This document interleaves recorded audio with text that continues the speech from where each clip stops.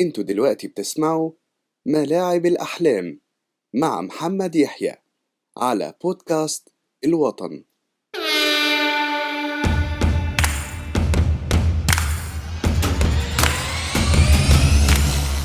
تشكر يا كريزيدي محمود كريزيدي يشكر. بتلك الكلمات البسيطة عبر رجل الشارع الذي لا يجيد نطق اسم تريزيجيه عن حب وتقدير ملايين لمحمود حسن، ولأنه يؤدي بقلب جاءه الحب مباشرة من القلب بدون ترتيب ولا سؤال مباشر.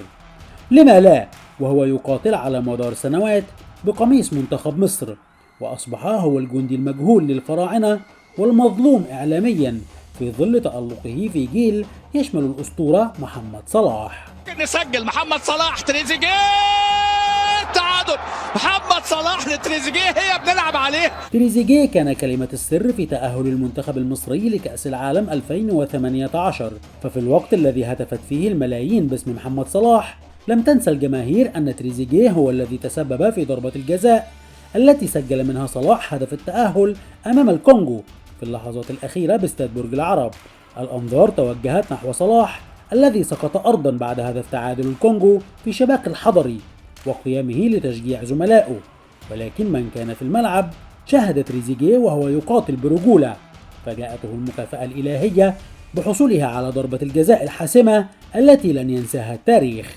لكن تريزيجيه المعلم وقف في توقيت 10/10 واخد ضربة مدفع. 70 مباراة شارك فيها تريزيجيه بقميص منتخب مصر، وسجل 16 هدفا وصنع 9 آخرين، ليصنع لنفسه مكانة وشعبية لدى جماهير لا يحركها إعلام ولا تتأثر بالسوشيال ميديا، ولكن قلبها فقط هو ترمومتر تقدير المجهود. تريزيجيه يا ولد الله عليك، تريزيجيه الله عليك. مسيرة تريزيجيه الحافلة مع المنتخب كادت ألا تحدث بعدما تعرض لاضطهاد في قطاع الناشئين بالنادي الأهلي كاد يدفعه للعب باسم منتخب قطر كما يقول هو. واحد جه شافني من الناس في الخليج وكده، جه اتفرج قال انا عايز الشاب الصغير ده، هو ده اللي انا عايز واخده جنسه. هتجنس في قطر، كنت هتجنس خلاص.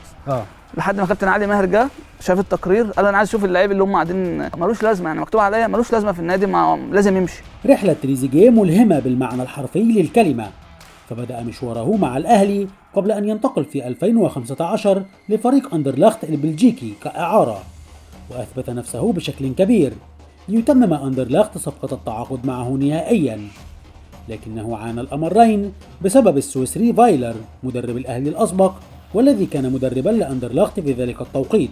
ولكن تريزيجيه لم يستسلم، فقرر الرحيل إلى موسكورون البلجيكي، وبعد نهاية إعارته التي شهدت تألقا تخللها مشاركته مع المنتخب الوطني في كأس الأمم 2017 بالجابون، عاد تريزيجيه لأندرلخت مرة أخرى، لكنه أبى أن يعود أسيرا لدكة البدلاء، وانتقل للدوري التركي عبر بوابة قاسم باشا الذي لعب معه موسما على سبيل الإعارة وآخر كانتقال نهائي حجز خلالهم مقعده ضمن التشكيل المثالي للمسابقة التي تضم فرقا عريقة مثل بشكتاش وطرابزون سبور.